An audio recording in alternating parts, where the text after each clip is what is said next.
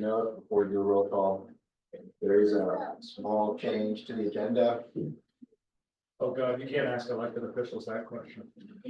That guy right there. Most important, most important person with that young lady right there. Okay, so there's just one small change on the agenda. Item 6B, we're going to discuss health insurance as well as well, health insurance. That's the main change there. 6B. It's a new business. It's a new business. It's a new business. Yeah. All right, we'll go ahead with roll call. Is that it? Ned Galloway, Present. Mike Pruitt, Here. Tony O'Brien, Here. Keith Smith, Tim Goolsby, James Higgins, Here. Tommy Barlow, Yeah. Manning Woodward, Here. Jesse Rutherford, Here. Ernie Reed, Michael Payne, Bill Duranzio. Yep. All right. Anybody participating electronically? No. Okay, very well. Any comments from the public? Anybody wishing to address the board, commission? Ma'am, did you wish to speak to the commission? I do. I came. If you could just Ma'am, if you can come on up here. so that we can record you. More. And then our public comment is 3 minutes. You like have time to go? You got it.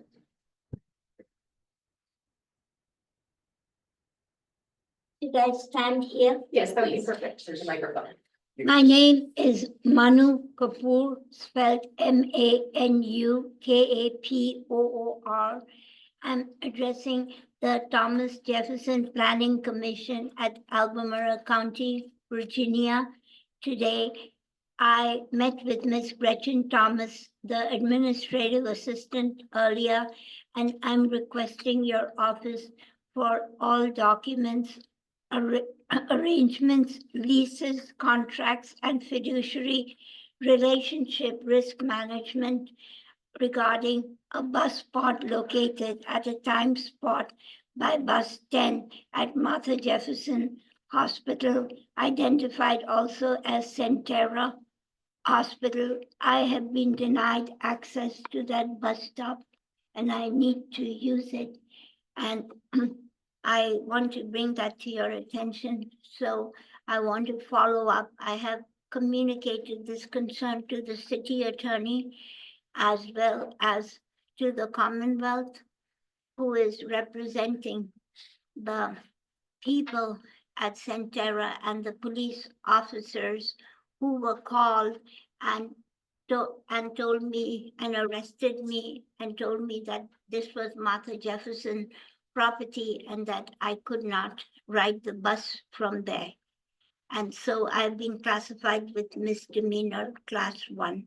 I'm looking to get any documents of eminent domain that have been generated in this contract, which is why I'm here to express this concern to the Thomas Jefferson Planning Commission, because somewhere down the line you are heavily involved with a company called Four Stop ITP and Michael Baker that you initiated a document regarding transit facilities around bus 10. It's 127 pages. I can send it to your office. I'm just looking for what contracts were made and how did they share responsibility. That's all I have to say. Thank you. All right. Anybody online? Any email comments? Website comments? No. Very well. We'll move on to presentations. Ms. Alshouse, please. The Valley 6-month presentation, I think.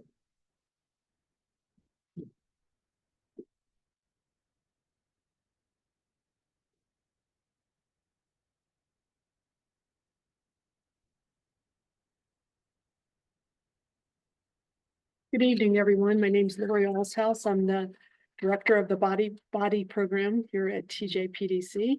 And tonight I'm just going to provide you with our biannual update on the progress of the project. So you can see that. So I'm louder, right? Yeah. Speak up. Yeah, All right. sorry. Okay. My name is Lori Allshouse. I'm the Body Director here at TJPDC, and I'm here to speak with you about the broadband project that we're doing, the super regional broadband project that TJPDC is administering. It's called RISE project that we support with 2 VADI grants. The VADI 22 grant, I'm going to talk about both of those tonight. It's a grant from the state, the Department of Housing and Community Development, or DHCD. We also received a second grant called VADI 24. So you'll hear me referencing VADI 22 and VADI 24 throughout the presentation. This map is good in that it shows the 13 counties that are involved in this project. The colored, the blue is the Firefly's footprint, which is not being funded by either of the VADI grants. And the areas in yellow are the areas that the VADI 22 grant is sponsoring and providing funding for. And then the area in red, the dots you can see in red in some of the counties, are being supported by the VADI 24 grant. So you see that the VADI 24 grant has expanded our project. And so now we have some new numbers. So now it's a $336.6 million project, of which 91.2 million comes from the state. The matching funds is 245.4. That's 73% of the project is being supported by matching funds from counties and the utility partners. We have 13 counties in this project. There's 4 utilities, one of those which is Firefly's utility. And it's now a 4.4 year project. Our VADI 24 grant will end in December 2026. And the goal of this project is that 42,000 businesses and residents will have access to high-speed internet throughout these counties. So tonight I'm just going to provide you with some highlights in these 3 areas. We communicate in many ways on the project. One of the most important ways that we do this is we have a stakeholder meeting every quarter with everyone, representatives from everyone in the project. And we just had one this afternoon. And basically what happens at this meeting is all the utility partners provide progress for each county, many of the areas in each county, to those who are in the room. And you hear from Dominion, you hear from all the utility partners on their role in the project and the progress they've had to date and what's ahead. So it was a really good meeting that we had today. And we have them every quarter. We also speak with anyone who's interested in the project.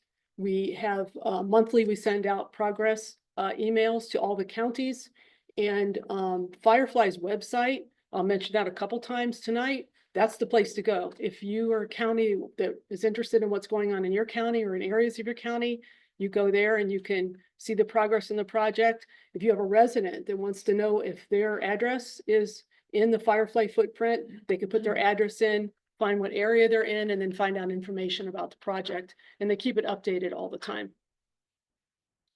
One of the main things that we do here at TJPDC is we provide financial management of the project. So we review, verify, and submit all the remittance requests. We do a lot of pass-through. So basically we're charging the state and the counties for their share of the invoices, then passing it through onto Firefly.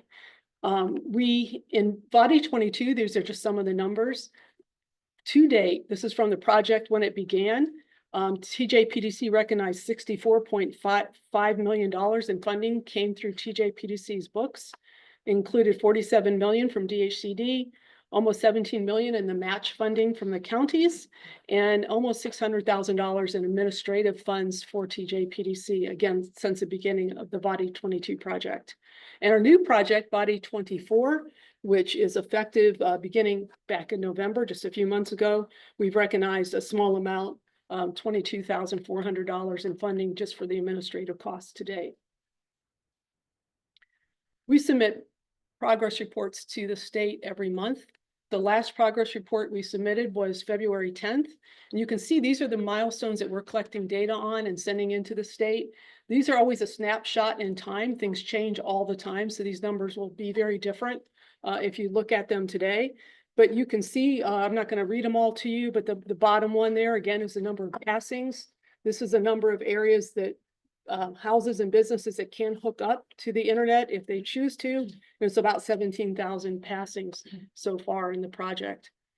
The 22 grant, you can see that there is another small amount of passings already in that grant because they are connecting the areas that are really close to the footprint of the areas that are supported by the Body 22 grant. So you can see that it's moving along already. One of the things that we really like doing is going out and looking at some of the progress. Every month we go into the field, and I'm just going to share a few slides of some of the pictures we took while we were out looking at some of the sites. So back in September, we went to Madison County. You can see on the poles, the fiber that we saw that was completed on Route 29 Gibbs Road and Hebron Valley Road in Madison County. These slides were taken from you all knew about the bus tour that TJPDC took back in October through Louisa and Fluvanna counties. And along the way, there was Firefly fiber that the staff and representatives on the bus saw along the way and discussed. So you can see some of the shots that were taken on that trip. In Louisa County, we were there in November, and this is a hut located along Jefferson Highway near Mineral. And staff got to see the work that was being done on the hut, also going inside the hut to see the electronics. And that was a nice site visit that we often don't get to see actually people working in the area. Sometimes we just see the completed fiber. So that was nice in that way. Another communication hut was placed in Goochland on Sandy Hook Road. So there are pictures of that hut that we visited in December. And in January, we're out in Madison County again, and we saw the aerial fiber construction along Graves Mill Road.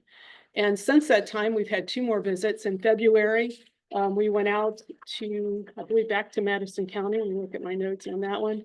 Saw some completed fiber. And then just this week, we are in Amherst County, up by the Blue Ridge Parkway. I don't know if any of you are familiar with the Woodruff Pie Shop up in Amherst County. Apparently it's somewhat famous for really good pies. Way up in Amherst County now has Firefly fiber. So that was a visit that was done. We didn't get to eat any pie, but we did go out to see that area this week. So that basically concludes my presentation on our project. Again, we really urge people to go to Firefly's website for any information that you want to see on the project. Again, they keep it updated all the time. You can go to your county and just click on the seal and go in, and you can see the progress for all the different areas in your counties. So that concludes my presentation. Thank you so much for your attention tonight. I know you have a lot on your agenda. You're welcome. Next up, we have the draft FY26 graduate work program.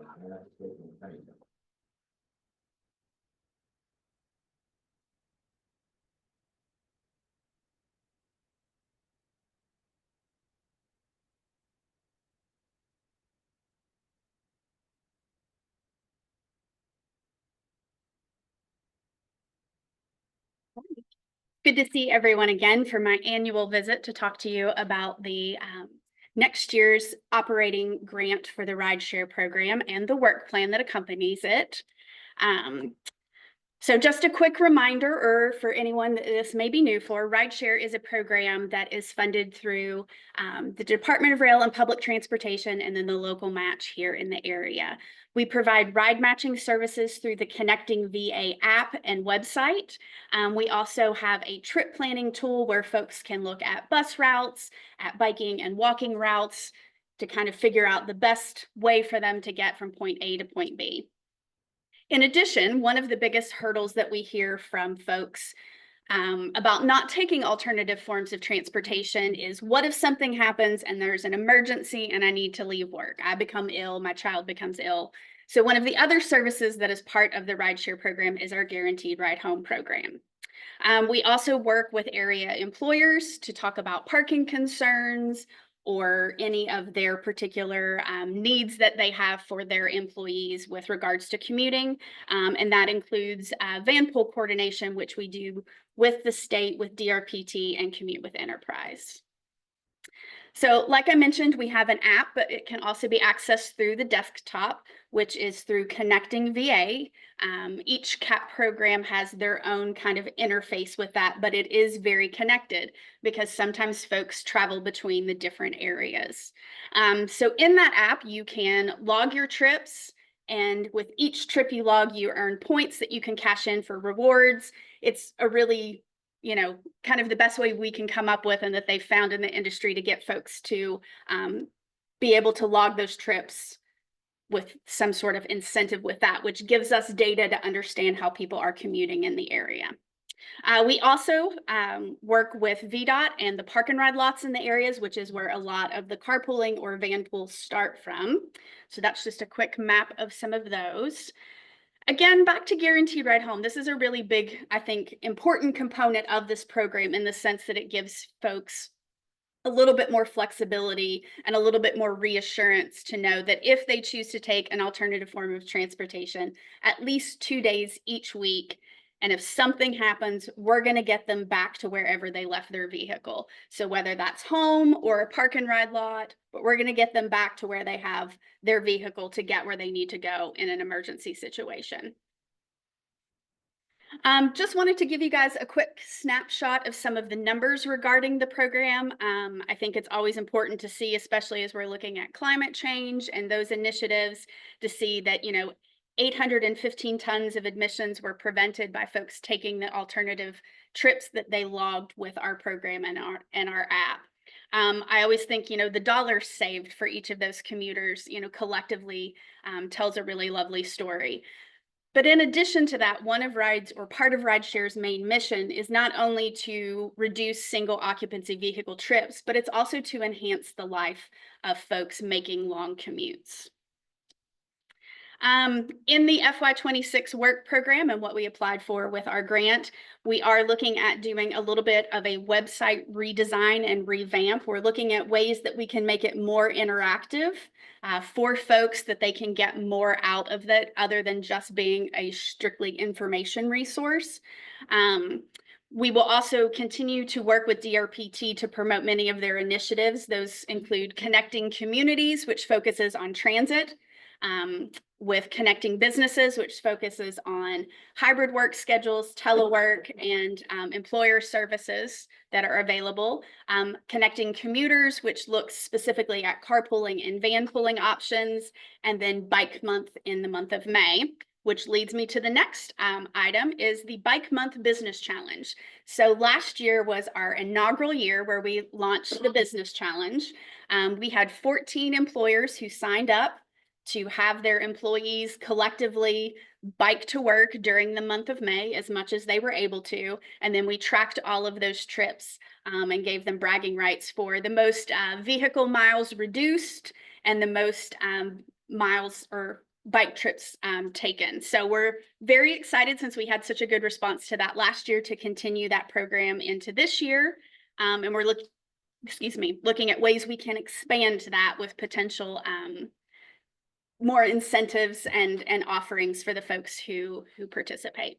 We will, of course, continue to focus on the app and the rewards utilization. We know that there's folks out there that are doing these activities that maybe are not necessarily tracking them or logging them in the app and missing out on rewards. So we definitely want to focus on that, as well as getting new individuals to consider different types of transportation options in the area. And that's kind of the general overview of the program. I'm happy to take any questions. How many people are using the app? Let's see. So we have 2,241 members. Obviously, not every one of them is logging a trip on a regular basis. Most people seem to be pretty engaged in logging it at least once a week. I don't have an exact number for you, but I can pull it up in a report. Any update on the line with the land county? Not at the moment. We do have, what is it? I think 3 in the county. However, one of them at Beaver Dam Church does not get utilized particularly a lot. But we do quarterly inventory when I mentioned about the park and ride lots. So we do go and look at how many cars are parked there, what's the state of the lot condition, to kind of help give us another benchmark of folks that may be making alternative trips. You know, by doing the park and ride inventory, we can't always say that necessarily each and every one of those trips is for work, but they are during work hours and during the week. But yeah, we're always interested in knowing if we see places for new park and ride lots that can be used. The other one is at Lake Monticello, just in case anyone wanted to know. If you're interested in that, we can Yes. bring that to as a presentation, the performance of the park and ride lots within the planning district, and you know, that she does a quarterly inventory and reports on the condition of the lots and everything. If you want to know that information, we can bring it to you. Oh, that makes sense. I live next to Lake Monticello, Mhm. and it's actually surprising how, I don't know if they're actual cars that are being used. Sure. Yeah, there were 5 or 6 when I went by earlier this week. March is one of our quarterly months that we do those inventories. So I was in that particular area in that lot. Yep. It's not a big number, but it's a good one. Yeah, well, and if you think about it, you know, there could also be people who may be meeting for carpools or things like that that aren't leaving a car as well. So, but it's the best number and metric that we can kind of use to kind of get to that. We have at times thought about, and before I started here, tried to survey folks with the, you know, like a card at the park and ride lots. That could also be another interesting way to gather data. It's just, you know, again, hit or miss without some incentive. Yeah. To make sure that they actually do it. But, you know, sometimes you can get some interesting data that way with the lots. Any other questions? Okay, great. Well, then, thank you. And Yeah. 526 Rural Transportation Work Program. And budget presentation. Hey.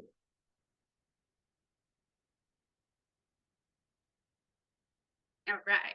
So putting on a different hat for you, but still connected in many ways to rideshare, is talking about our rural work program.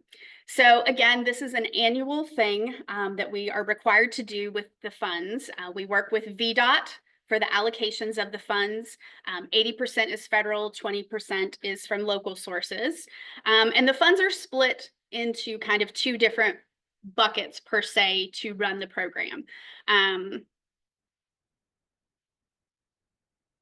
We look at a lot of different areas or opportunities within the rural areas for how we want to structure this program. We also have a Rural Transportation Advisory Committee, RTAC, that meets every other month, and they are kind of, well, they are exactly what their name says. They are an advisory committee that helps us come up with what priorities and what things they would like for the TJPDC to focus on with this particular funding.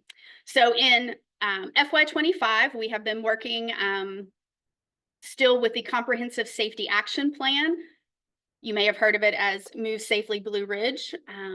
This project started in FY24 and is continuing into FY25. So we've had several presentations to the RTAC committee, especially around the survey data, the site visits, and the public engagement process. Another focus during the FY25 year was the rideshare or the Commuter Assistance Program Strategic Plan, which you guys heard a little bit about and have it on your agenda a little bit later to consider. That is the first full strategic plan that rideshare has conducted. We had some other long range plans that were done previously, but this was a much more robust process. And since rideshare focuses a lot on folks from the outlying areas coming into here for work, part of the time was spent during the rural work program in FY25. And then of course we had Smart Scale. So those applications were worked on a lot in FY24 in preparation, but they were actually submitted this year. So, and that is an ongoing support that we offer to our rural localities. So looking at FY26 and looking ahead, we have taken kind of the the idea from the MPO and how they do their unified work plan, and worked with VDOT to better align our budget items, and instead of line item out each individual little tiny project, we've kind of substacked them into a grouping. And you'll see that in just a second. It's short-term planning, long-term planning, and admin. And part of the reason for doing this is it eliminates a little bit, well, actually a decent amount of administrative burden on us overseeing how these funds and these programs are looked at and spent. And it gives us a little bit more flexibility, especially as the year goes on. Opportunities come up, perspectives or priorities shift every now and then. And this gives us the opportunity to actually adapt in the moment to that, rather than waiting until next year's work plan, or if that's already done, waiting until the year after that. So it gives us the more opportunity to be proactive and reactive as things come up. We will still keep a line item budget internally to keep ourselves on track, and then adjust that as those opportunities come up. So in the program administration, we do reporting compliance with all the regulations that come with federal funding, and that we stay in compliance with VDOT for that. We also staff the RTAC committee that I mentioned, and then there's information sharing with agencies and the public. So that could be, you know, attending meetings regarding a particular project, VDOT trainings, different things like that, making sure that we're communicating what is happening. And then in task 2, it's broken down into actual programming. So we have short range planning, local and state assistance. So that again is working with grant applications, including Smart Scale, but not limited to just Smart Scale, providing additional assistance to local and state partners. For example, Fluvanna staff has come to us with some updates to their comp plan and needing information. So that would kind of be an example of something that would fall under that category. And then we have our regional transit partnership, travel demand management, and bicycle and pedestrian activities under that one as well. And then we decided to break it into the next category, which made the most sense, of long range planning. So this would include the safety action plan. We're looking at doing a travel demand management study. So by taking the whole region more in a holistic or comprehensive manner, and really trying to understand where people are coming from, where they're going, and as much of the why as we can with that, and what infrastructure maybe needs to be in place, for example, like park and ride lots, to make that traveling through the region a better experience for everybody. So first we got to get that information. We are also looking at assisting the state with the Coordinated Human Service Mobility Plan update. This is a regular plan update that happens through the state. This directly impacts the areas here, like our PATH program that works with seniors and disabled. Yes. I'm sorry, human service mobility. What exactly is that euphemism referring to? So it mostly works with agencies and programs that help seniors and those with a disability with their transportation needs. So that's why it falls into that human services category. Yes. Thank you. Yeah. The state, I'll add to that, the Yeah. state DRPP does a coordinated human services mobility plan. It's called the CHISM Yes. plan. And in order for us to have a mobility management program, we have to be meeting the goals that are stated within the state's mobility plan. Yes. And so we want to be able to participate in the development of their 5-year update so that our region has some input into what's in their 5-year plan. Sounds like a formidable tasking. It is quite the mouthful to say. I'm surprised I got through it, actually. And then the last item on here is identify long-range priorities and plans. So there was a rural long-range plan done in 2020. So going back, looking at the items in that, looking at what has been accomplished since then, and then when it makes sense to do another update to that plan. This is our internal line itemed budget. So this is what we kind of have pinpointed and earmarked for everything. Now, what will be in the formal plan that will go to VDOT is the bigger numbers for just short range, long range, and admin, so that gives us that flexibility. But we wanted to show you that we did think this through and come up with the dollar amounts to accomplish each of these tasks in FY26. And I can also add to that, the administrative side. So the way that these have been done previously is when submitted to VDOT, and you give them those line item budgets, they have a policy within VDOT that if you are over by 10% or more, it triggers redoing the plan, like doing a formal amendment, putting it through a process. And so they're, what? Essentially an audit. Like an amendment, we have to bring the plan back to you all, we have to bring it back to the RTAC committee, we have to propose an amendment to the budget. What we learned is that if we, instead of having this line item budget, we say task 1 is this much and task 2 is that much, and we can have some flexibility with that 10%, it doesn't trigger that administrative action.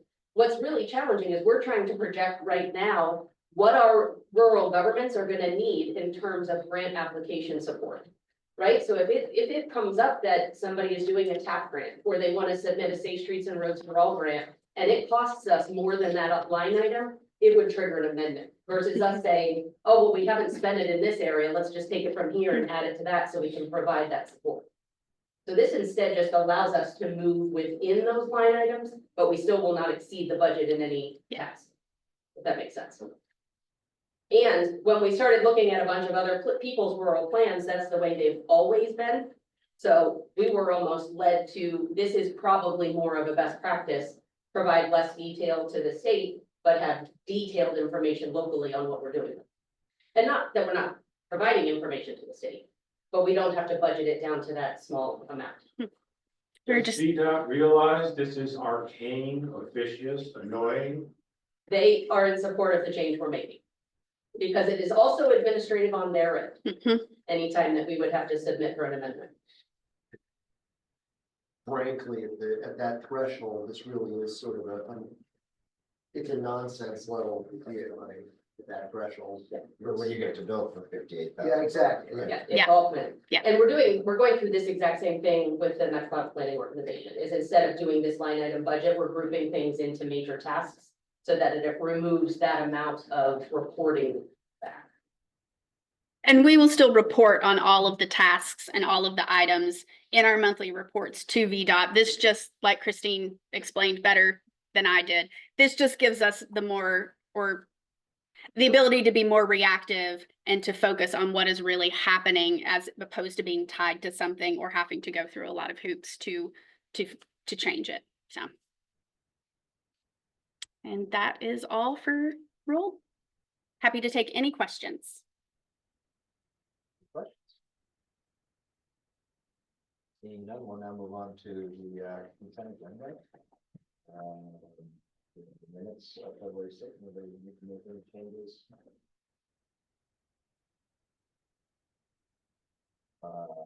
Terrific, and then we also have the January financial reports. Anybody need to pull anything or providing information? Chair, can we vote on the consent agenda as presented? Sure. Yeah, a motion for the second section. Okay, motion by Mr. Rutherford, second by Mr. Durante. All those in favor? Aye. Chair votes aye. Moving on to old business. We have the FY25 amended operating budget resolution. Yep. So in the February meeting, I brought to you all a draft FY25 amended budget. It is coming back to you this month for consideration for approval.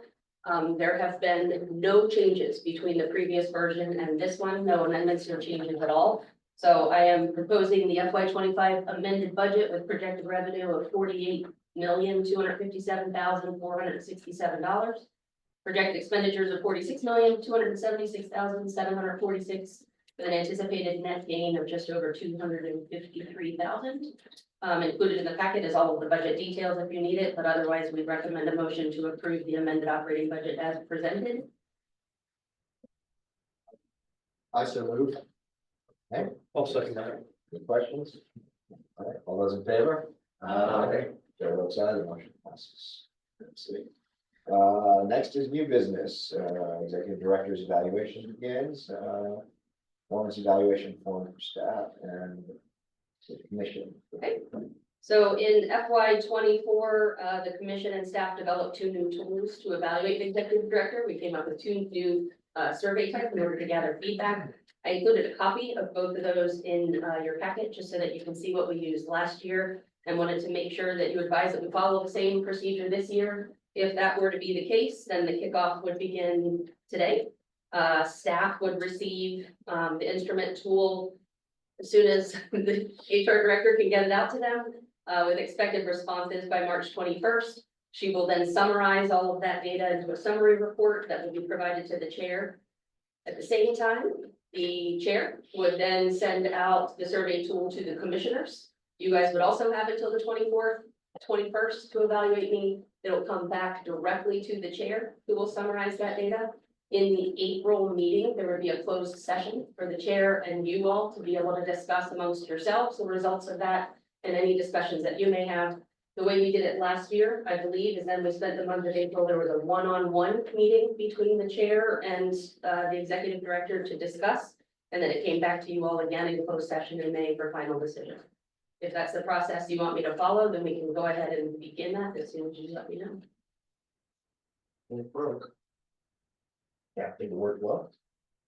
Mr. Chair, does the instrument have, last year I remember Supervisor Barlow talking about the scoring, because it was a 1, 2, and a 3. The original instrument had a 1, 2, 3, 4, 5 type of scale that I think would have addressed the interest of having additional nuance, I think, in it. Okay. Would you want us to go back to that original 5 score? I can't remember this is basically doesn't meet expectations, meets expectations, exceeds expectations. So if you add 2 more in there, they're gonna be between the doesn't and the meets, both below and above expectations. So we need to make that change to the instrument if we want to go that route. Appreciate you bringing it up, but I don't even remember it. What I would say is if you get the scoring, because I think with the 3 is, you know, there's room in each item that if you have something an additional, that the 1, 2, or the 3 doesn't, you know, you want more explanation, just write it. I'm sure you would anyway. I think it gives you less mushy numbers to grade so far anyway. I mean, I'm happy, like I said, I think the instrument itself was trying to just get it better than what was there previously. The scoring system, I don't feel strongly either way. This is a discussion every year. We always critique ourselves as to how we do it.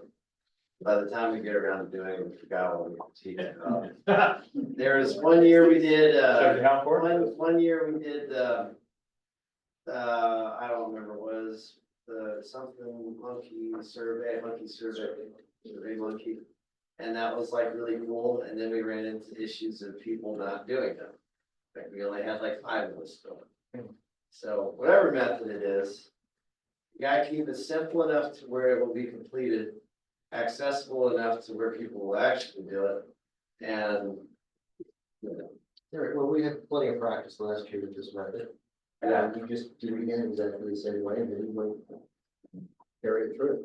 yeah, Well, the only thing I would potentially defer Ms. Jacobs in the sense that maybe there's more granularity that she feels she would get from the feedback as well as she thought. But yeah. I'm okay with the 1 through 3. So sometimes, you know, an individual wants to understand where there might be gaps. Maybe you don't quite get that. So, I think really that part to me would come in the comments, is if there is an area where you don't think I'm meeting, you would be able to give me ways to then meet. Or if there are ways for me to exceed your expectations, you would give me ways to be able to do that. So that to me is more in the comments you leave than the numbers. Yeah, that's more helpful than 4. Right? What is that? Ish. Exactly. Okay, well, if you guys are fine with that, then we will go ahead and begin to send out that tool to both staff and commissioners. all right. Moving on then, we have the executive director. We need to add item 60. Oh, I'm sorry, yes, the employee health insurance. Did add it, I just didn't.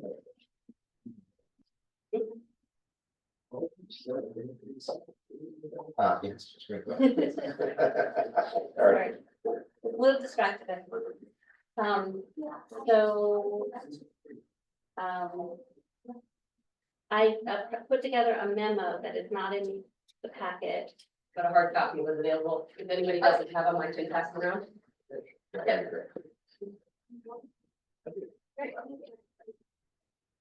So this is having to do with looking at the employee benefits and making a recommendation to the commissioners to potentially add an insurance option for our health insurance. I'll wait till everybody gets the memo. Yeah.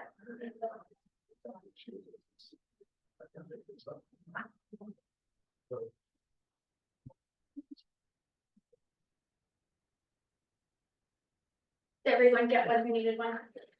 Thank you, Sam.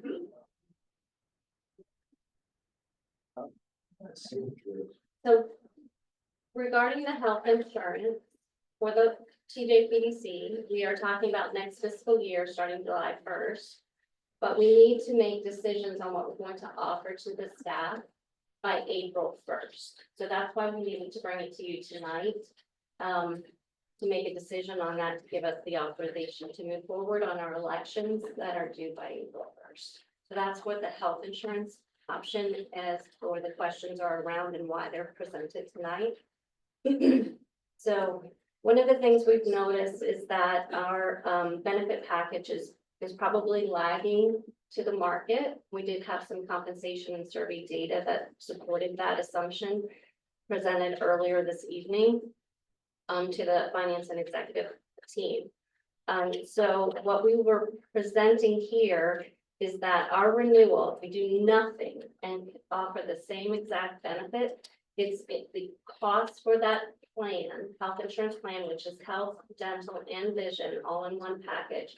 The increase rate is 12% for just staying with the same plan. It's called the Advantage 500. It's offered through the TLC.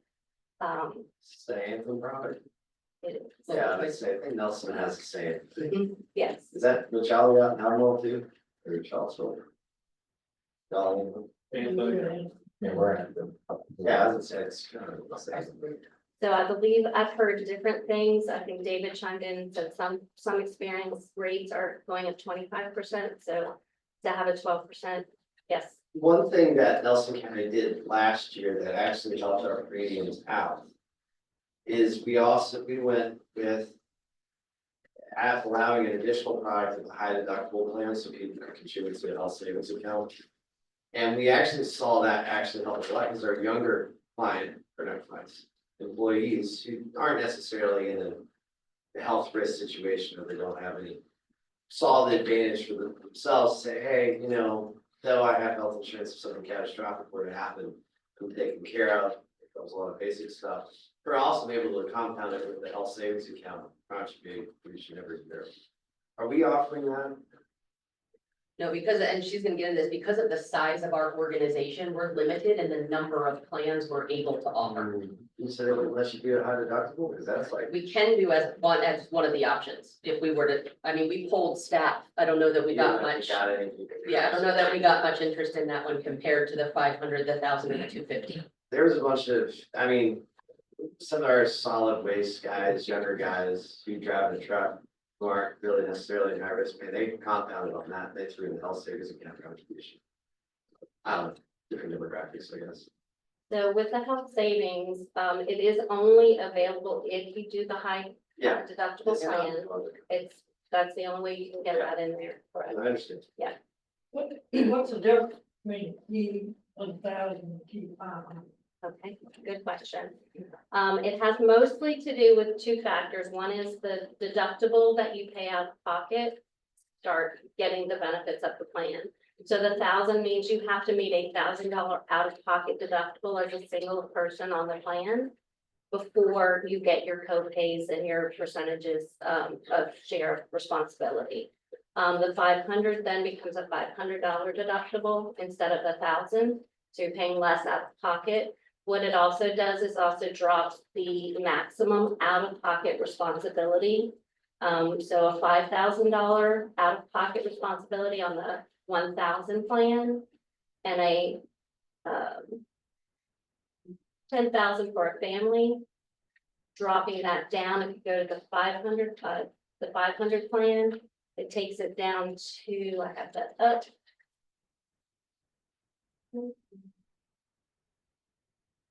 So the key 500 is above plan. It is Yes, a better yes. plan. Yes, the Yes. lower the number is, the better the plan is.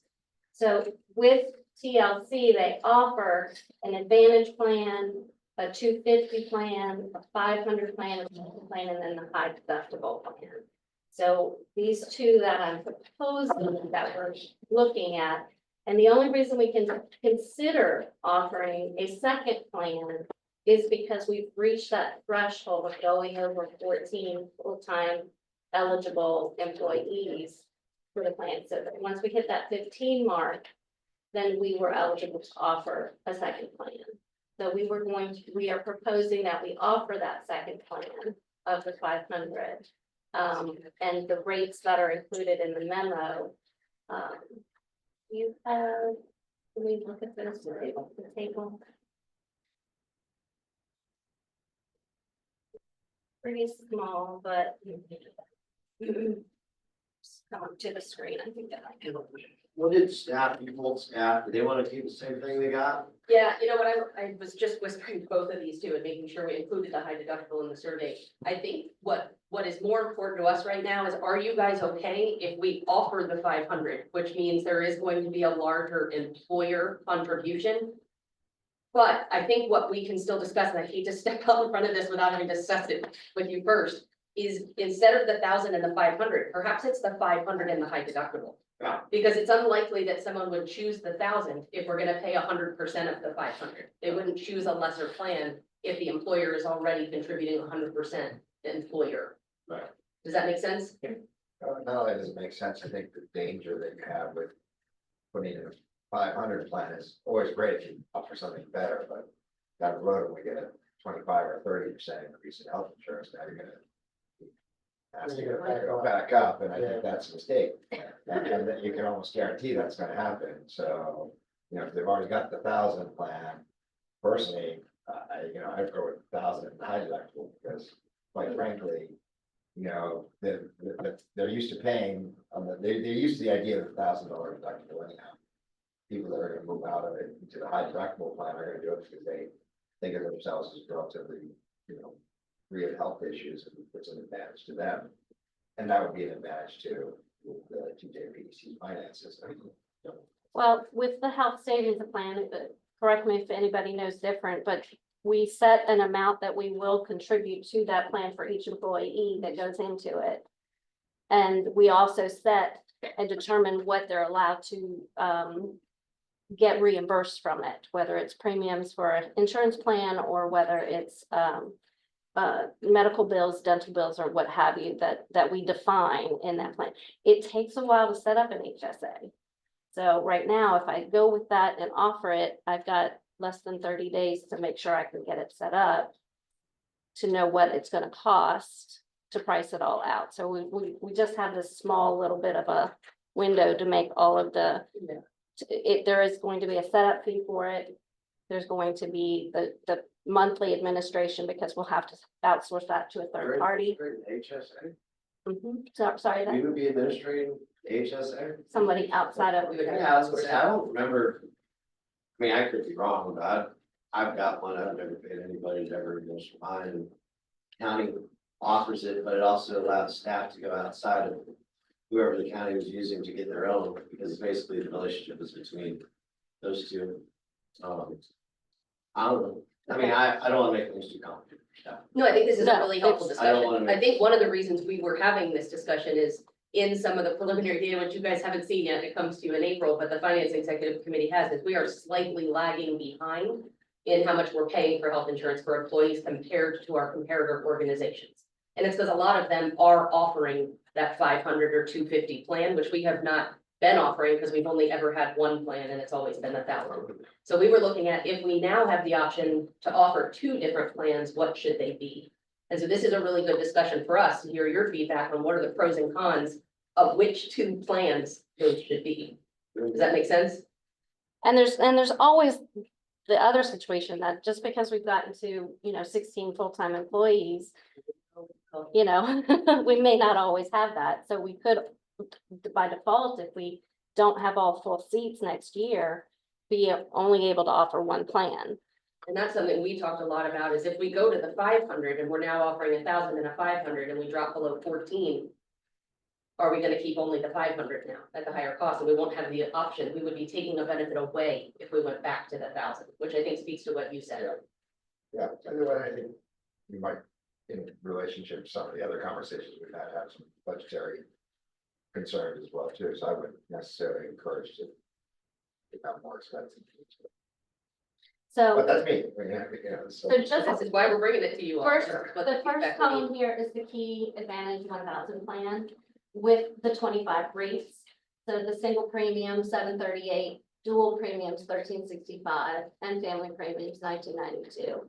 Of that, we offer to the employees the $738 for the single, dual, and family that we would contribute as the employer.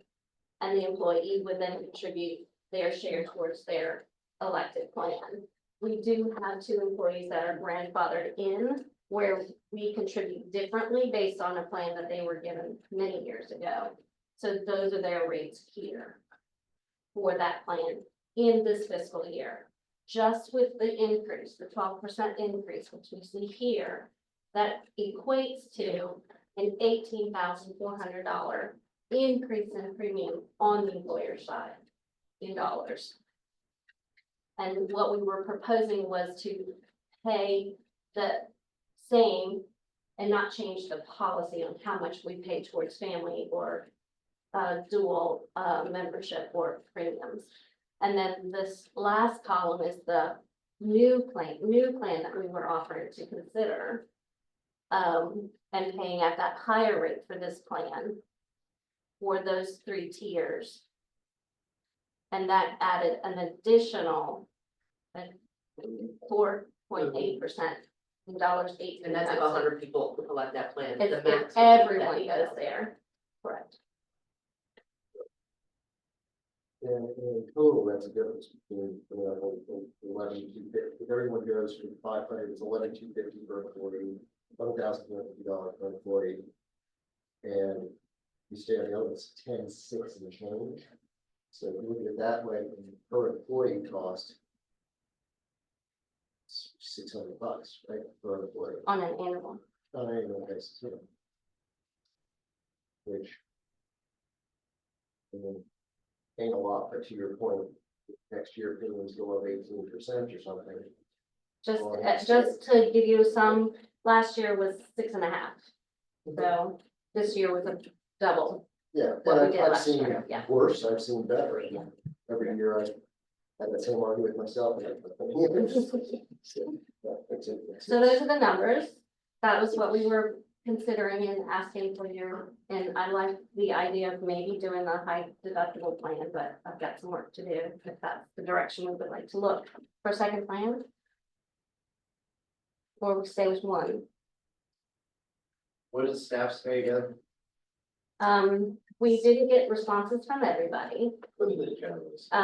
That we had more people wanting, and we offered the 500 and the 250 as options, but you don't even have, but there was more people that wanted to move to the 500 plan than there were the 250 plan. So that's really what they were given the options for. But not if they had to pay the difference in the premium, right? Right. So Of if course. it's 827 versus 8. Oh, and that's, yeah. 67, they would stick with the plan they have rather than assume an additional 40 a month. That is how we presented it. We said that the higher plan, they would be paying out of pocket for the variance between the 827 and 8. And let's be clear, 40 times 12 is 480, which is almost $500. So the difference in premium is actually completely competent. Well, yeah, it's that, but yeah, there's also differences in the co-insurance amounts too, right? It's not just the deductible, it's Yeah, what percentage you match up to, and I don't know if that's listed on here. it is, but. You know, I mean, that's a differential in terms of high use versus low No, use. yeah. I mean, if you got Yeah, I mean, 3 kids and everyone's going to the doctor, you know, blah, blah, blah, blah, blah, and that adds up a lot. It's just you, hey. do we have a lot of employees in that program?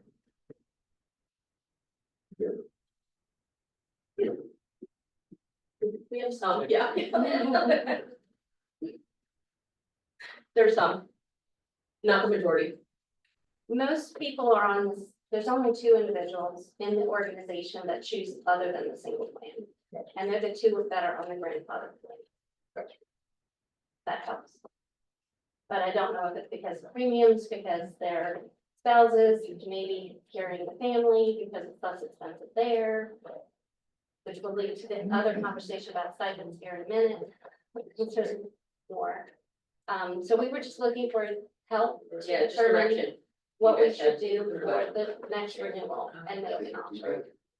Yeah, I don't know, if we provided guidance, I mean, you know, it's the will of the board, I gave my opinion to, you know, to sort of. I just know the other side of the coin is if taking it away, it's always a negative. I mean, I don't think the $8,000 is a huge difference to us today. You know, the 10% whack. So does anybody, I mean, do you want to look at the high deductible plan and come back, or, I mean, I'm okay saying you don't We like have, either one. we have to go back before you guys meet again. When we got the renewal packet, it said April 1, you're like, wow, we have to add this to the agenda. All right, the cost difference of us offering the 500 and the high deductible plan is how much? It was 8,000. No, not high deductible. The difference between 1,000 and 500, No, if we offer, because we can offer 2, right? we can offer to. So if we offer the high deductible and the really nice 500, right? And that new cost to us is $8,000. And that's if we be the employers paying. I think we just do that.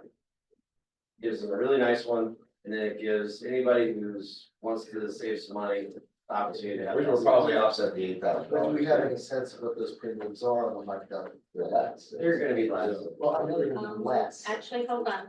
But the question is. I mean, how much math you really? I can't do that. No, I was wondering. Give me anything on. Generally, the HSA premiums. Yeah, I was gonna say, I got mine. When you compare it to the others, like, to me, I feel like mine. You know, your staff better than what we do. Do you envision anyone taking a high deductible plan? It sounds like it's quite a popular survey. I think at least there's at least one that would be interesting. Yeah. Here, I've got some big- And I think in the ED evaluation last year, there were some comments made that said, this isn't about the executive director, but we need to be offering more competitive benefits, it's not only about salary. That's not what keeps people here, it's making sure it's the full package. So that's one of the things that triggered a year ago now, is saying we need to go back and just look at what are we offering, because we've always only offered this one plan. Prior to this grandfathering in, we've only offered this 1,000 plan, and now we have the opportunity to consider two. All right, and now worst case, we get kicked out of it because we can't keep. Well, we would keep it for the year. Yeah. What would happen is we don't get Next kicked cycle. out, keep it for the year, and then next year, We if can we're only- under that threshold, Yeah. we wouldn't have to. I just say we just run the risk. Do the 500 and health savings, or the high deductible plan. I'll have that number for you in just a moment. So we have quasi kind of motion there, I guess.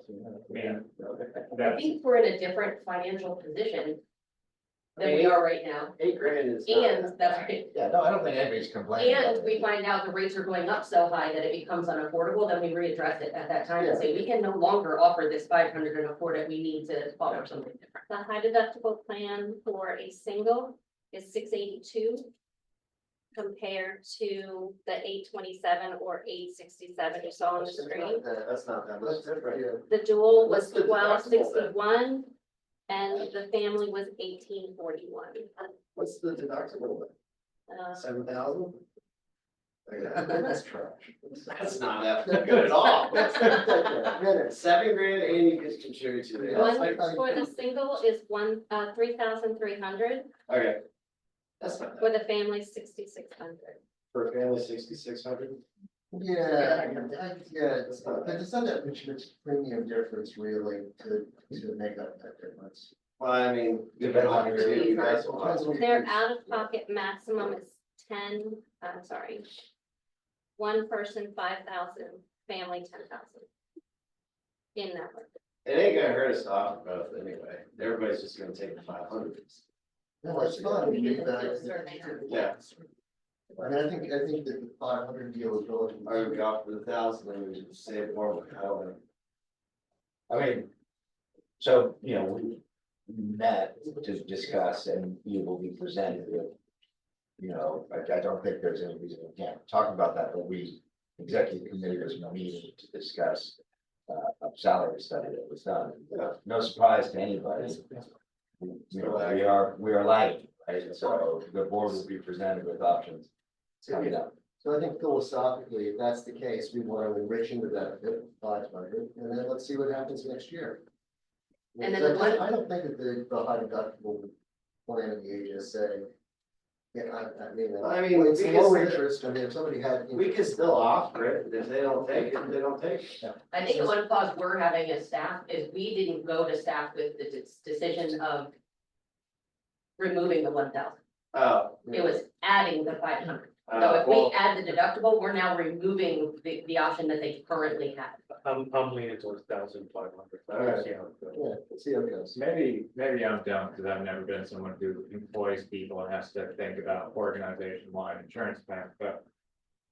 What I don't know that I understand the use case for offering the 1,500, it wouldn't literally all 16 people take 500, what is the advantage of the 1,500? Not necessarily, because if they are a +1 for a family, their employee contribution would increase.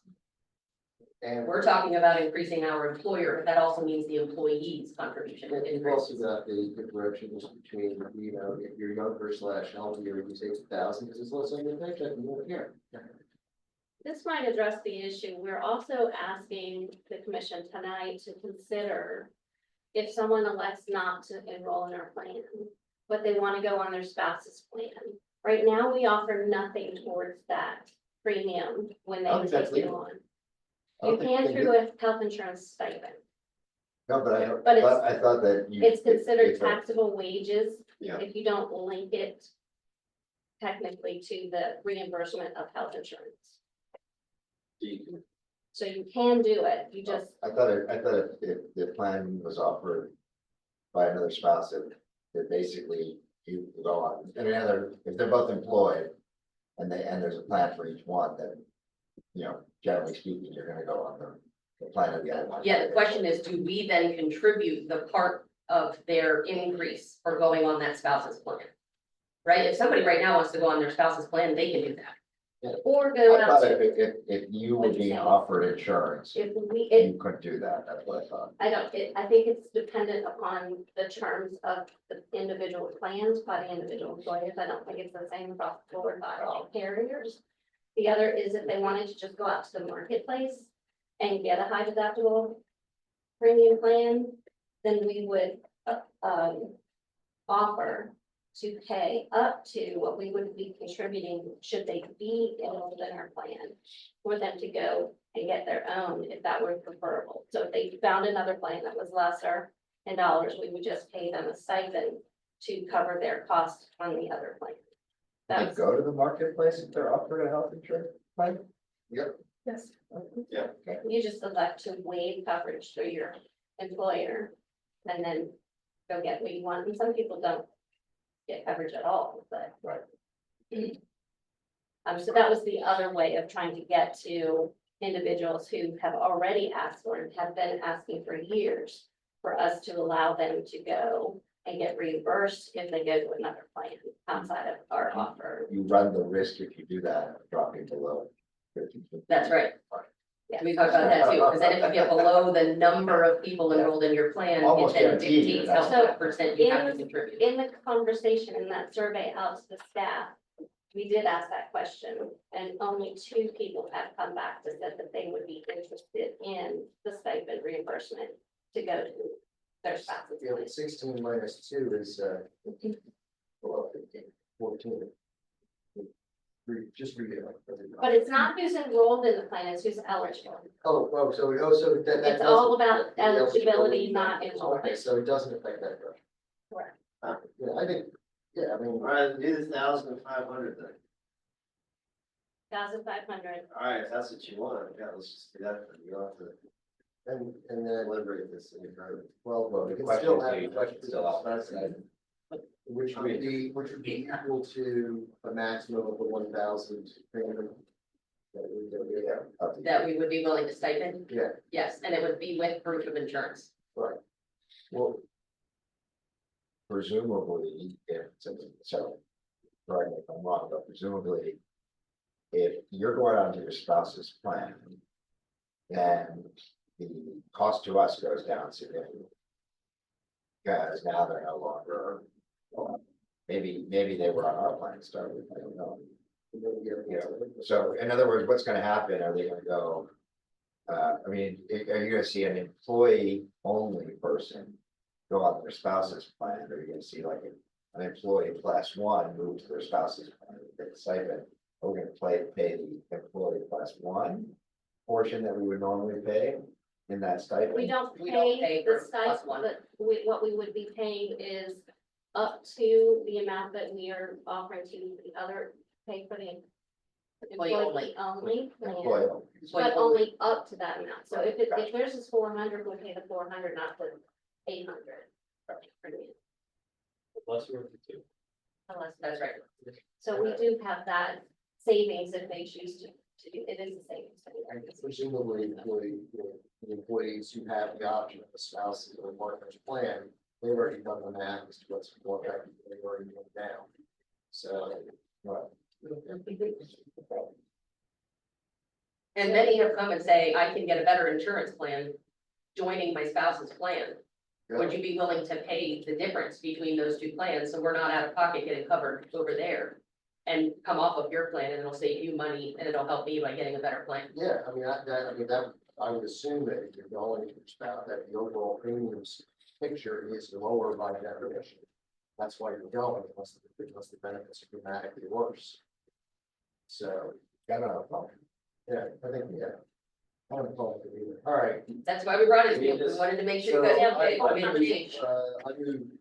I'd like to move that we go forward with the recommended plans presented for the 1,500 and provide the single person premium reimbursement site. Motion by Mr. Durant, do we have a second? Does anybody want to split the votes on this? Do you want separate motions? Yeah, second. Second by Mr. Woodward, all those in favor? Aye. Chair votes aye. Passes. Next, I have one more item that didn't get covered yet, and it's very, very quick. And it's not action, it's just information, just letting you know. So the gym membership plan that we offer as a benefit. We have partnership with ACAC, so employees can enroll there at the discounted rates. Currently, we have a policy that says that we would pay a very specific dollar amount, $34.50, if you go to the gym 8 times or more a month. That used to be comparable to the 50% of the premium at one time, but the premiums have gone up. So we're not keeping up with the premiums as they increase at the gym. So what we'd like to do is ask or make the change to make it 50% of the premium for the employee only, not the family or the couple, but for the, if they go 8 times or more. So we're just Incentivizing use of the gym as a positive health benefit. Yeah. It's, So we just I wanted mean, to it make amounts that to less one than change. $400. We're just letting you know that's gonna change for the employee handbook, which you guys ultimately will be approving. So you'll see that in the next round of. Thank you. All right, I think we're on to the executive director. All right, this will be quick because I have it all written out, so I don't want to repeat back to you everything that's in here.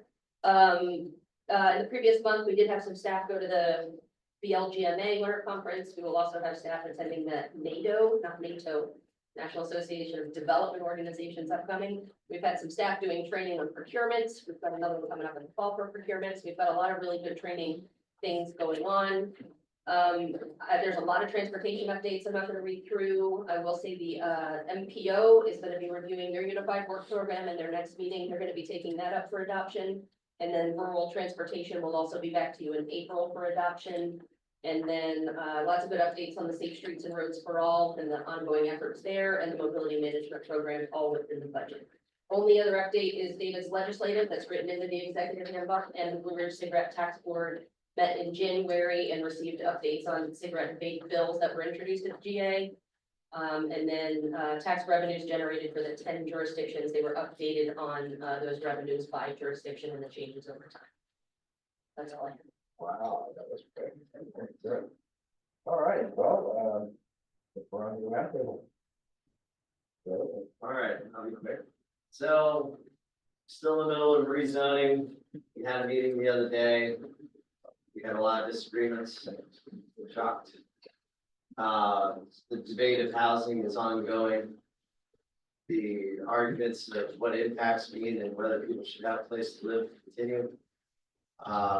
There are some community entities that have really gravitated towards a lot of institutions that are related to us that have definitely been annoying. I'm sure you guys are familiar with some interactions from constituents. Thank you. Sorry. Beyond that, Louisa County did approve that solar entity. That was a pretty big deal.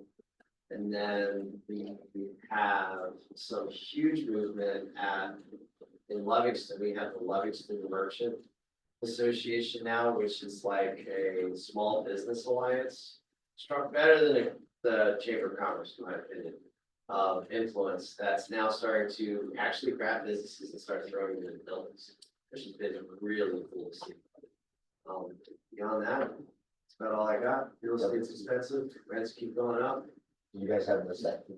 That is ongoing right now, so our assessment will be for next year. So we're expected to have some really major jumps in some areas, 25 to 30% increases in assessment. So there will be tar and feathers by the end of next year. Every 2 years? Yeah. And sometimes we just toss it out. Louisa's offered to give us half the money. Always a plus. Good, that funded. I'm done. So how is the Bank of Louisa doing? You're gonna have pretty sweet loan. We got a new terminology. It's called debt fund. I think you're gonna have to pay it back. Nobody's there to enforce it.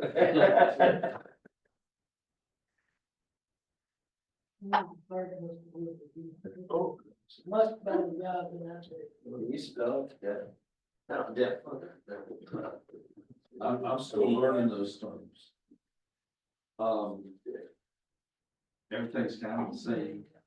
But, one thing in the town of Louisa that, I thought it was not for public years yet, but, there was an announcement of Chamber of Commerce meeting 2 weeks ago, so I guess it's out there. The scenic railroad route that's over in Stanton. Virginia, is it Virginia City? Yes, and I think it's actually owned by right. In fact, they've already started, Burlington Depot. They're gonna start running an excursion, at least an excursion train, maybe locals, hopefully, out of the depot in Louisa, maybe as early as this summer. The word is that they do about 200,000 people a year over in Stanton. To Lynchburg, right? Is that what it is? No, they run one south. Everything stays in the valley. Well, one south stays in the I think it's valley. really. There's one that goes east and actually comes through the tunnel and comes to Ivy. Okay. And then I guess they push one way and pull the other. So it's a pretty big deal. They serve meals. Of course, the one in Stanton does is Santa training. I'm sure they'll do that out with Louisa as well. Thursday through Sundays. I have no idea that the town of Louisa is ready for this, but they better be getting it. Thank goodness that's not Tommy's and my responsibility. But we think it's gonna be a huge thing for tourism in this county. We all ready? Got it all? Okay. No, but I know how popular the other one is. Yeah. You can't get tickets for it. You have to get them months in advance. Yeah, so they, I have no idea why. The word really got out because they're buying a group of buildings that are there. CSX still owns the parking lot and stuff that's there at the depot, which actually comes out to Main Street, so we're in their strip. It's not big, the depot's not big. So it's gonna be really interesting to see how this develops, but it's really out of the blue. But Virginia Passenger Rail, they actually purchased the use of that line from south of Dawsonville, I think it is, down, excuse me, Dawsonville. And that's the line that comes out and goes east and runs all the way over to Clifton Forge. So Buckingham Branch had owned most of that. Not only CSX still owns all the tracks, but Buckingham Branch leases it. So the Virginia Rail, Passenger Rail bought it. Did they get like $2 or $3 billion or something like that? It was some huge amount of money a couple of years ago, I guess, from the federal government. And so they're going around the state buying up these rights on the roads. And so anyway, it's just amazing. And Louisa's included, we're extremely happy about it. I mean, if it brings 100,000 people into the town of Louisa, that's Brace yourself. well, absolutely. I mean, we already think we've got traffic situations. Mondays, Tuesdays, and Wednesdays are the days to be maintained. The rest of them get to be out maybe other than certain times. So anyway, we're happy about that. There's more money we just put in. Well, hopefully tourism. Board of Supervisors, before I got on there, was smart and raised the transit occupancy tax from 2% to 7%. Yeah. So. That your phrasing was interesting. Before I got on the board. That's they were right. smart. No, they were smart. That's They right. were smart. They definitely got dumbed down by one when I got on. That's good. Yeah. So, thank you. Very well, Mr. Hiddink. A 60-second summary. This evening, the Greene Board of Supervisors convened to deliberate over next year's budget. This is a reassessment year. So I and many other Greene residents are going to be looking on intently at next Tuesday's board meeting to see if the rate stays at 71 cents per $100 of assessed value, goes down or goes up. We'll find out on Tuesday. You know what your average assessment was or not? Looking at what was being said online and social media, some people like myself saw 8%, 9%, others 25, even close to 30, or even above 30%. So there's concern among a lot of people. All right, Mr. DeRosa. So, in Charlottesville budget news, Councilor Payne is, work session number, God help him, on the budget at this point, right now. We did learn from the city manager yesterday that it looks extraordinarily unlikely we're gonna have a change in our rate, since we managed to squeeze $12 million out of somewhere that came in that obviated any question of raising it. You guys do assessments every year? We do assessments every year, which helps. What percentage of assessment you guys do? Mine went up. Well, just, I don't know. No, well, I already know. Not yours, Charlie. Mine's not yours now. No, mine went up about 7%. Yeah, but I didn't process it. I was being very selfish about that. And then, our zoning code continues to get its test runs around the track. We had our first, sort of round in a special meeting on the 25th of special exceptions and such, which took the place of special use permits, figuring out sort of, and this is where the state is figuring out practically what is really going to be administratively handled under this new code and what is going to find its way in the consent agenda and what we actually have to think about. And as we work through that process, we follow these little you know, these little detours of, well, that's a sentence that's got to be rewritten, that makes no sense, you know, but we had a couple of those, but it seemed to go very smoothly, for all of that. And, I think that's most of what I've got. CDBG, task force starts meeting, next week under the assumption that there will be funds forthcoming from that program.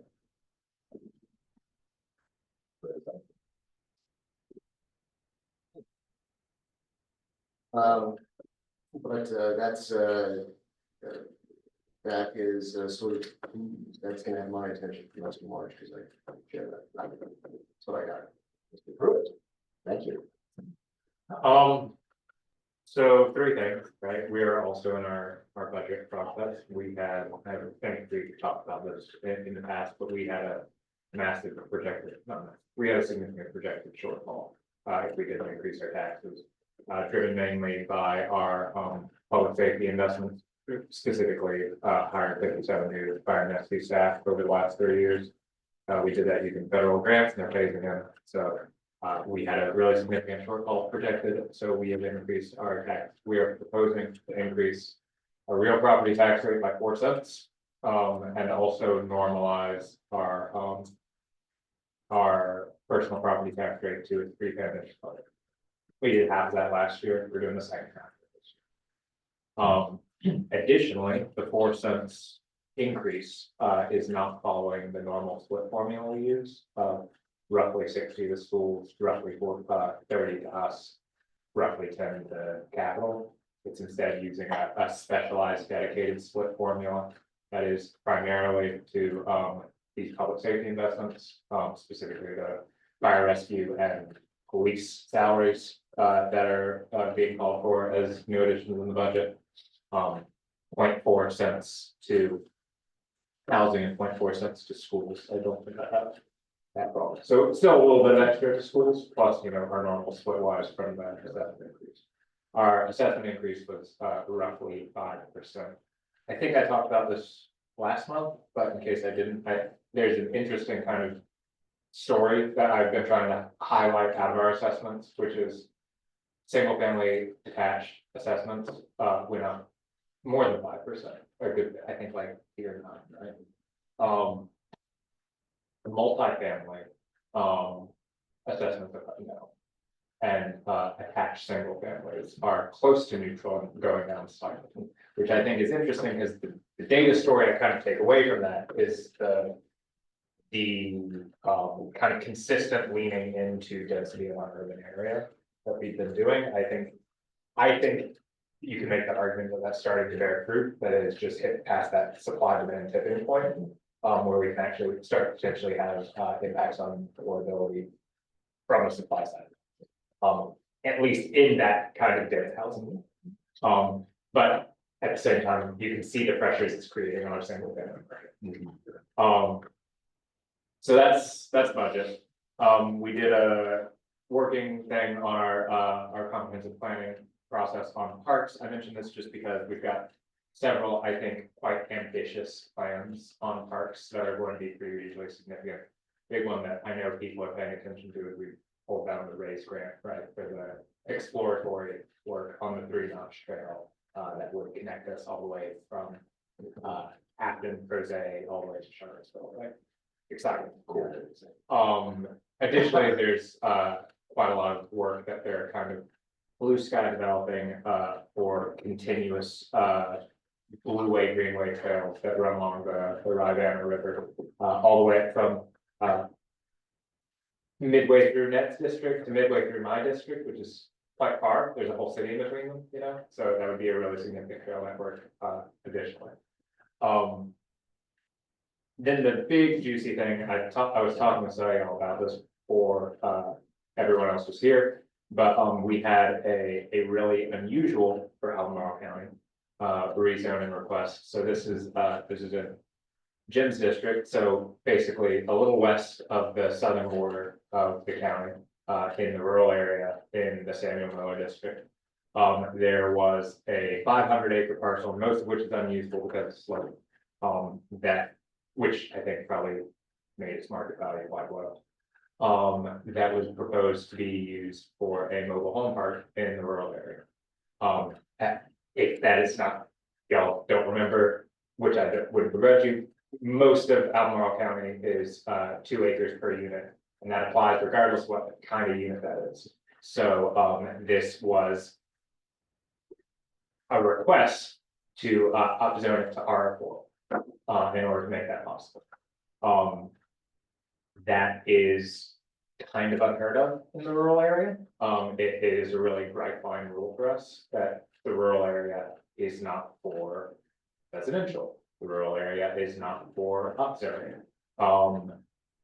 And it was, I think, quite challenging. The rural area has also historically been, especially this part of the rural area, has historically been a place of working class homes, which is just not true anymore. It's no longer in our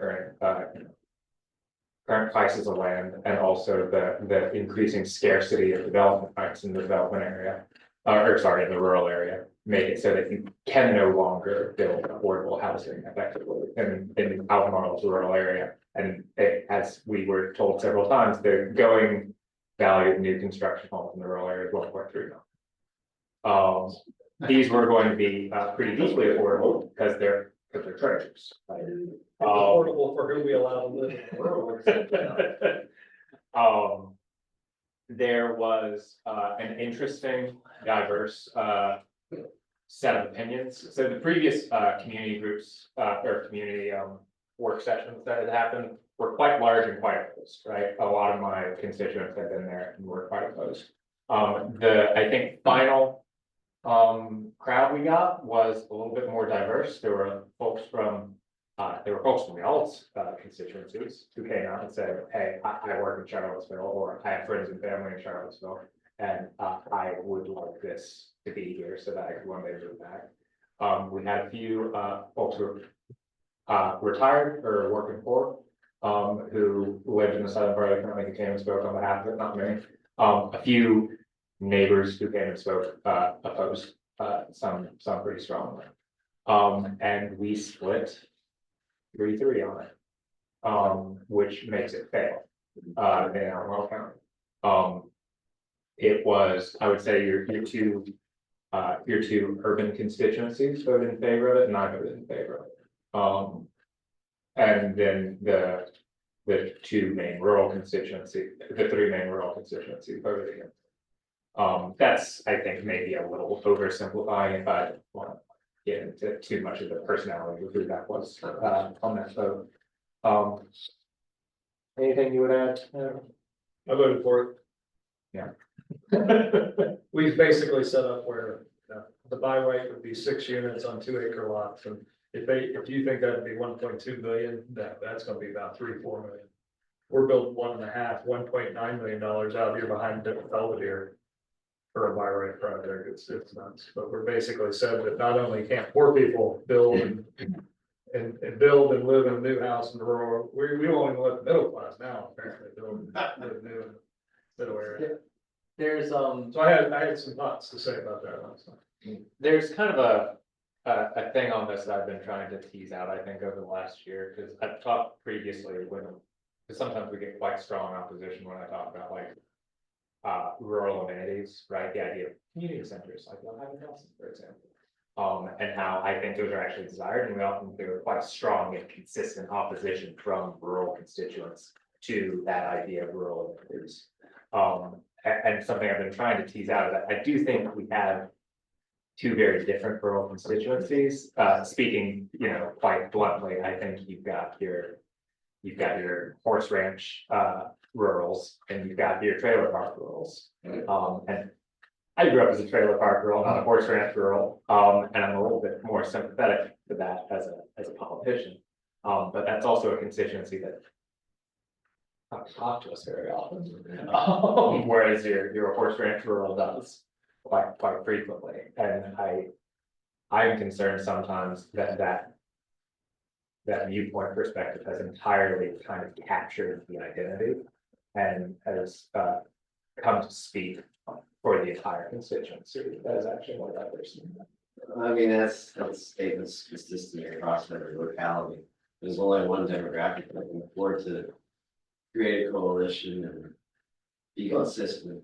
There's a limited set of demographics that can, 2 o'clock in the afternoon on Wednesday, sure, I'll show up to that meeting. Or even at even, man. Yeah. It doesn't matter, 7 o'clock on a Wednesday and you got work at 6 in the morning. Yeah. Yeah. With that. Yeah. It really does, I mean, it's kind of your two stories, thank you for sharing those, they're very interesting in the sense of. You said maybe reaching the tipping point on multi-family dwellings, producing, the growth on that side in terms of the values and, maybe. Taking the pressure off, but then on the other hand. You're saying at the same time, you can't build out in the rural areas because it's become so expensive. So what does that mean? Just more density here, but yet with that lack of incentive, maybe you're gonna have even more. Oh. There you go. I love what's happening. Tommy over here. Get that stress. Okay. It just occurred to me, oh, this is topical. Let me rip off my shirt. I'm sure you'll be allowed to. Yeah, anyhow, Mr. Galloway, you wanna add or? I don't know if I can, no. What do you wear? I'm gonna share some things from, I attended the National Association of Counties Legislative Conference up in DC this past weekend. What's that like? I've learned that at the federal, the way that NACO works, if you've all been to VACO, they kind of just skip over the states and they kind of talk directly to you about how the feds and the locals work. And then a lot of the information you're getting are how decisions up there can impact us locally. Well, and everybody presenting respects the idea that the locals have the most immediate impact on their constituencies. So the level of information that they give combined with the level of respect they have for commissioners and supervisors from around the country was pretty phenomenal. It's the first time I've been to the legislature. So I'd encourage, if y'all are members of VACO, anytime when you're up in DC, plus you can, you can schedule, but what the information they give you is very helpful. And it's at a different level than I find myself thinking about on a day-to-day basis.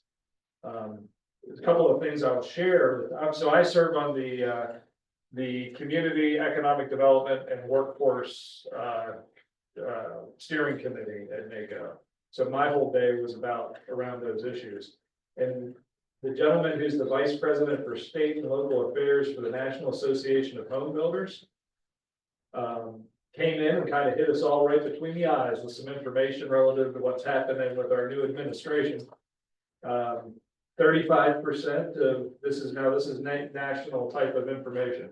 35% of labor that's used to construct homes is immigrant labor.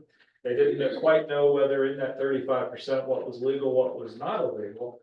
But he said, given the current state of things, both aren't showing up to work. That there's a $250,000 shortfall in labor nationwide right now, just in the last few months because of what's going on with the immigration. Lumber prices, and you've all heard about the tariff situation going on. If it goes in with Canada, it would be an almost 50% increase in the cost of lumber. Because hardwood lumber apparently only comes out of Canada, and we don't have a whole lot of it here, especially with what's growing up in the northern part of our country. And I didn't know that, what's it called? There's the material that's used to make drywall. What's it called? It's only in Mexico. We can't make it. We can put it together, but we can't source the material. So now the the lumber coming from Canada, the drywall material coming up from Mexico. And this dude was basically going, y'all need to understand what this is going to mean, especially since you just talked about affordable housing. Costs are always going to go up. Well, they're really going to go up now. And then you throw in labor shortfall. So he's painting quite a picture of how the National Association of Home Builders, which is typically not an organization that's endorsing people in my party, but he came out hitting us all with information that, there was bipartisan shock in the room based on what he was talking about. So I thought I'd share some of that. He did say 75% of homes in US use Canadian lumber. And I was like, wow, if somebody would have asked me to ballpark that, I don't know that I'd throw out 75. And that's been the case for decades. Yeah. But the good news is, the president signed an executive order allowing timber in the national forest, so, I mean, we'll solve it. So, well, this gentleman is by no means, like I said, my guess, the affiliation, based on how he was talking, he's perfectly fine with the admin, but for these particular issues. But he was basically saying that the supply for to get hardwood tree, there's not enough in the United States to backfill what you get from Canada. Didn't we see a construction cost spike last Trump administration for the exact same reason? Like, wasn't there a petty timber war with? He kept couching it in the idea like, well, you could go to steel framing houses and maybe we like, well, what could you do that if this stuff gets cut off somewhere else and trying to go to America first and doing it here? But to the point, you can't source the material for the drywall. You can't source all of the hardwood lumber that you need. And then he was talking about the steel would still have to be imported because even if you could get all the steel plants back up and running in the United States, that's going to take how long? So by the time you do, in the meantime, you still have to import in steel if you go to a steel frame. So just interesting stuff. They just had their annual association meeting. So if you go to the National Association of Home Builders, you'll probably find a lot of information on them if you wanted some more. So those are kind of the highlights. The other one I thought he mentioned, and this could be of interest to different localities in the room. He was urging all in the room to write to your senators and Congress folk about the Constructs Act. I hadn't heard of the Constructs Act before. This is an act to amend the Workforce Innovation and Opportunity Act to expand the capacity of junior or community colleges and area career and technical education schools to conduct training, services, education, and outreach activities for careers in the residential construction industry. This is something that would hit our community colleges, trade schools, tech schools, if you have them. So if you want to learn more about that, it's called the Constructs Act. It sounds like it's a bipartisan type of thing. But it could certainly help offset maybe some of the labor shortages and help getting folks into that field to help with home building. A different presenter talked about it's a program called STARS. Through the Opportunity at Work was the organization they were with. STARS stands for Skilled Through alternate routes.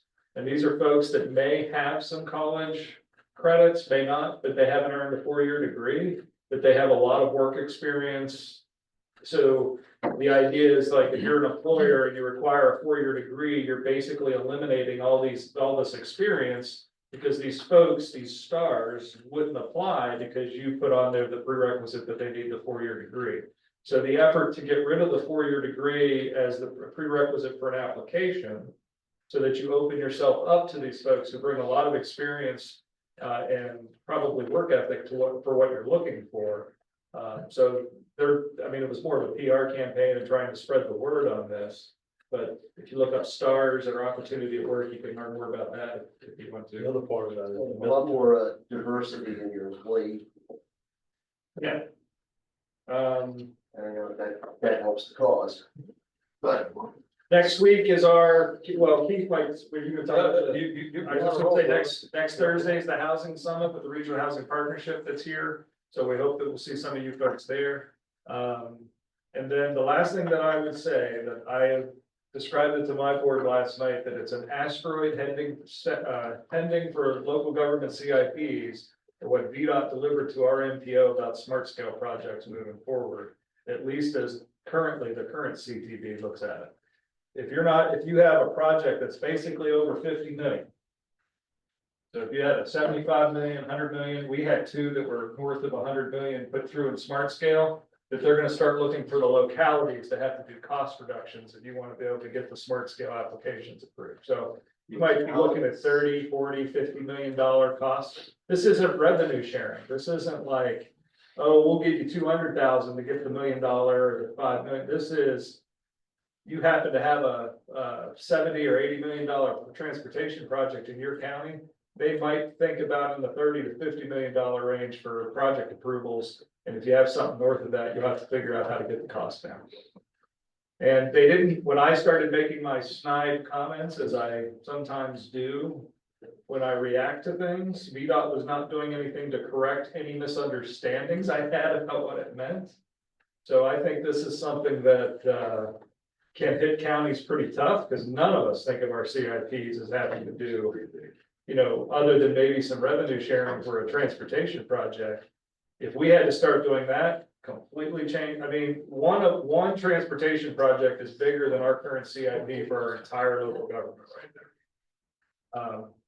Otherwise, it means going after state legislators in some sort of bipartisan way to go, y'all need to figure out how to fund these projects better. They do need to increase the pot relative to even other states that surround us, have revenue coming in and do a better job funding for road projects, both maintenance and or new projects. And that takes us going to them and hammering them to say, you know, you need to figure this out. We gotta find a better funding mechanism, because otherwise we're just not going to get transportation projects done in the Commonwealth. So there's my spiel. Thank you. It's good to know that inflationary pressure is gonna drive interest rates down, though. Yeah. It's good to know that. Mr. Smith. I was just thinking, I now know the definition of a tough act to follow. So I'll try to go a little more higher upbeat. The regional housing. I didn't curse during that. No, but my hearing aid picked up something out of Mike's mouth. I cursed last time. No, I didn't, Mike from Brooklyn. I heard a cough. I tell people I'm a sailor. Oh, I talk like one. I'm sorry, I forgot one thing. I wanted to, yeah, I'll make it a little bit, because this I think could be of interest to you. We used to have the K-Tech Education Foundation. It was specific to K-Tech and Albemarle County. And it was a foundation set up to help doing scholarships and things to help folks who may not be able to pay, you know, to go get a certificate in whatever line of work they are if they're in the trade. K-Tech got sold to the city, so K-Tech is a little different. So this foundation is now called the Trades Plus Tech Education Foundation. And it's not just tied to K-Tech and the Piedmont Virginia Community College. So if you have different community colleges in your area, and you all have citizens that could be interested in attending something to get that next certificate or that next level of educational attainment and can't afford it, they provide types of scholarships that can help them do so. So if you want more information on that, you can see me after, you can snap a picture of this little hand card. I used to be on this foundation when it was the K-Tech Foundation, but I think this is something I told them I'd be announcing it so that the 6 counties would know. But I think this could be something that your workforce folks in each of your counties would be of interested in. All right, I'm done. Sure. For real. You're sure? Yeah. Good job. Until you talk and then I'll. That's what my family does. So good news, the summit has an extra $5,000 in the pot, so that's great news. The last time we did it, it cost us what, 50? We were 50 grand short, 40 grand short. Some number like that, so we set a directive for it to self-fund. So it's self-funded plus an extra 5 grand, we're sold out. Hope everybody has a ticket, because being on a commission is not gonna get you a ticket at this particular point in time. I'll let Tony. No, you can do it. It's fine. Go for it. No, I'm gonna play off of, if you should talk about our reassessment, I'll backstop you with stats. I do wanna dig into what you said, Mike. So, can you just repeat a little bit about the single family detached and the single family attached numbers? Because I think I got different numbers than you. Oh, I hope I'm not telling tales out of school. No. I'm in it, like, when you were talking, I just. Well, assessment value. No, there was a specific, maybe seriously, I got 75% here, I was maybe not really right. Did you say there was a decrease in single family attached values? I might actually have that mistake. It was not at the same rate as single family detached, but, Well, that makes sense, right? So everybody knows you have to be fair market value, right? So that you know, in your county, 2024 versus 2025, first 2 months, January, February, sold. 2024, your single family detached median sales price was 653. 2025, 728. That's a 12% increase. sure, well, Year over year. that is an apples to oranges. Because it's sales versus assessment change. Correct, I think I heard that single family attached was slowing down or values were decreasing because they're up 7% year over year. I appreciate the point. No, I'm not sure I understood what you're saying. I think your main point was a multi-residential. It was, but, So you're talking no, about no, family. I was, I mean, I was touching on both of them, but I think the fact that the assessments are decreasing I would think signal a slowing in new sales too. But- No. Now, multifamily is a whole different animal, a whole different number crunching, but your attached actually had a decrease in sales, to your point, of 12.5% year over year, but went up 7%. What was the number again, 640? No, so that attached was 653 and 24, should detached, thank you. In 2025 was 728, attached 24 was 425, last 2 months was 454. But you're the only county that has comparables you can look at for attaches, because the rest of us don't. And yes, my personal assessment went up almost 30%. Oh. Wait. Yeah, but that was just your house. You know, it's money, that's. Right, so Fluvanna County had, its assessment. We do an administrative assessment every other biennial and then the full assessment. And the quote average increase was 25%. The high end, the highest end was for small homes, sub 200,000, 250,000. Some people received assessments of over 50%. I can attest to that because I have one of those and can say that it was 50%. If you actually do the math and the calculation, even though they say the average is 25%, you've got to factor in all the land that's not being taxed.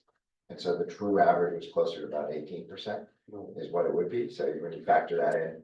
So even with, and Fluvanna County, not to take anything away from a lot of other counties here, but we actually go through the process of equalizing and change no raise, which is unusual, to some degree, just teasing, but we go through that and even at an equalized rate, you would still face, like, let's say you're paying $1,500 or $500 more in taxes for that same $200,000 home that's now $280,000.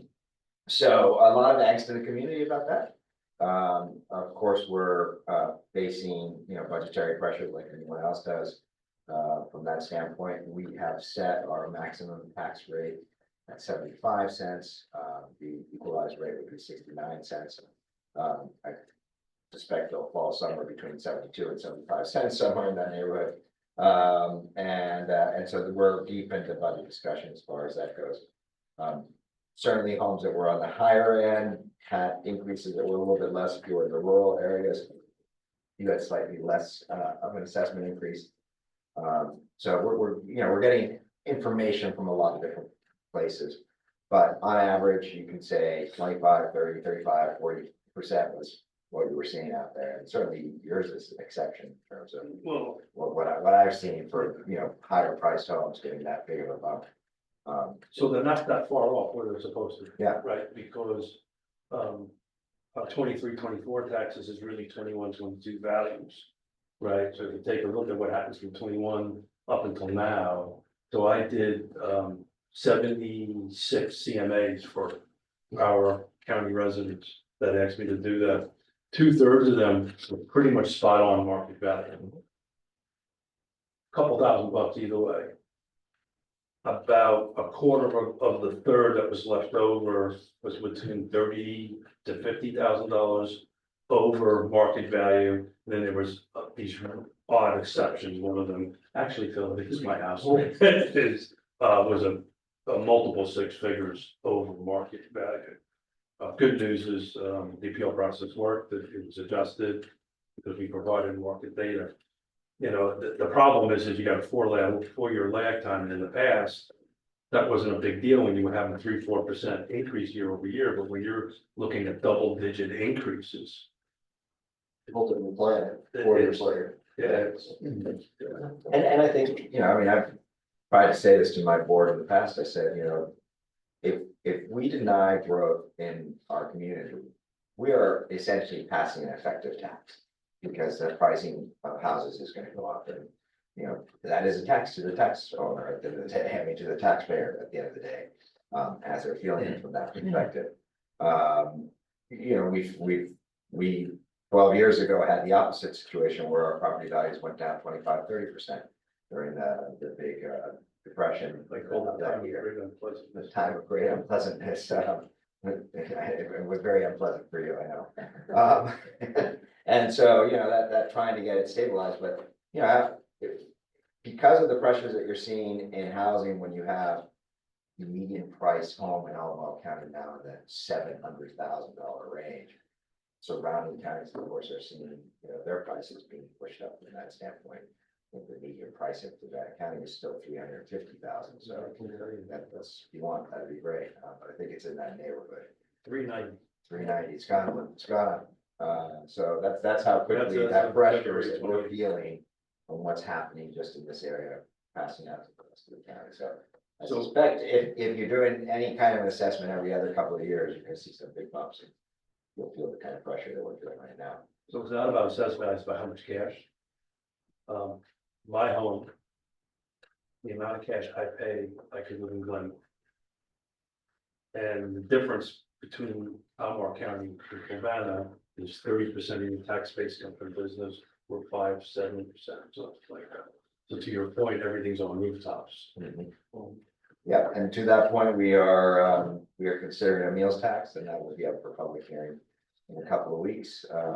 So that's. How's that gonna go?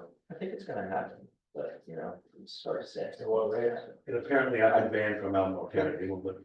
We're gonna do 5%, but we're earmarking 2% for construction for schools. So that's kind of the plan from that standpoint. You did that once, We did that once, that's what Nelson County did, yeah. then when the Swedes paid for them. It's a great question where the money went after that. Yeah, well, I don't think that's gonna be an issue for us, because we're gonna have to build another school or two soon, so. How's everybody's pupil counts? Are y'all up, down? Slightly down, but not by very much. Yeah. And our growth rate for the last 4 years has been around 1.1-1.2%. We haven't done a lot. We have shrinking, don't have a lot of housing stock to do that. Like 7% per year. It dipped in the pandemic, but it started to. And then Colonial Circle, which is our first real multi-residential housing in Fluvanna County. We have 175 apartments. Really, our first set of apartments there is now opening up, and there's some single duplexes there as well too. So there's a little bit of angst in the community in terms of what that impact's gonna be. In terms of the pressures, both on schools as well as public safety, so. I know we're doing some pressures there, certainly that's coming through by the individual departments, during budget season as well, and their requests, so. That's kind of all that's going on in Fluvanna. Not all bad news, some good stuff happening, economic development wise, so it's good too. Well, That is happening, yes. So the JRWA is, all the permitting is approved, so the building process is going to be starting pretty soon. I think that's the 2026, 2027 target. For having it out. Crossroads. I mean, we of course have the DFC water already, that's done. Speaking of water, did y'all, y'all already vote on that business campus thing you were talking about previously? The technology flex research and development ordinance. I think you'll forgive me for not having remembered that exact name, yes. You are forgiven. It was passed, but all language regarding data centers was deleted due to strong opposition from residents. That is interesting. That was interesting to know that. They're okay. You're very okay. They're okay. I expect to be some electric rates than Nelson. It's just started. Oh, okay. And then Chair O'Brien, I have one other thing that we talked about as Finance Executive Committee, but I just wanted to bring it to you all. Typically, we bring the FY 26 budget draft in April for consideration for approval in May because of the class and code study and being able to bring you all feedback from the classification compensation study and then incorporate however you direct us into the budget. We're proposing to bring the draft in May with the final in June. So just letting you all know that we may be delaying that budget a month, and if there's any pause on that, just let us know. Chair, motion, and we go over the wall. All right, motion to adjourn made by Mr. Rongi. Everybody else, want a second that? I second. Second by Mr. Hagan. All those in favor? Aye. Chair votes aye. Thank you very much.